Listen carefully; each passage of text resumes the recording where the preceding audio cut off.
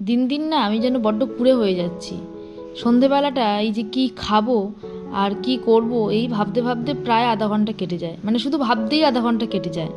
তারপর তো এবার জোগাড় করা, সমস্ত কেটে কুটে রেডি করা, তার তো আরও সময় লাগে।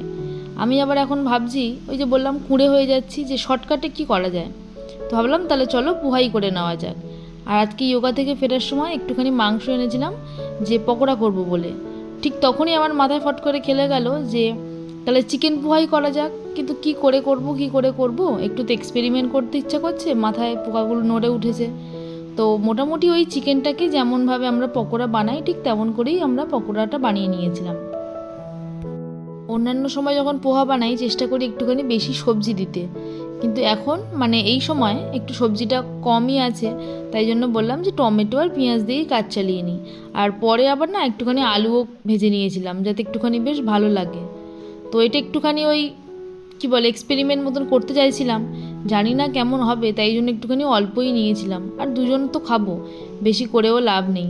তাই জন্য আমি ভাবলাম যে না, এসব এক্সপেরিমেন্ট থাক, বেশি কিছু এক্সপেরিমেন্ট করার দরকার নেই, কারণ জিনিসগুলো তো নষ্ট হবে, সবজির দাম, তারপর আবার এই গ্যাসের যে আকাল, গ্যাসও পাওয়া যাচ্ছে না, গ্যাসও পুড়ছে।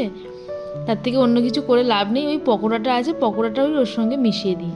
আর এই সমস্তটা হয়ে গেলে না একটুখানি ওপর থেকে তো ঘি দিলে বেশ আরও গন্ধটা ভালো লাগে।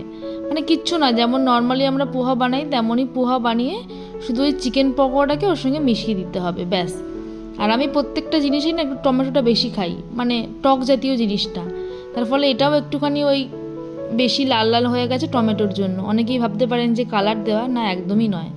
আর ওটা খেয়ে দেখলাম যে একটু লবণ কম, এই আমার এক দোষ। আমি ঠিক লবণটা না বুঝতে পারি না মাপটা।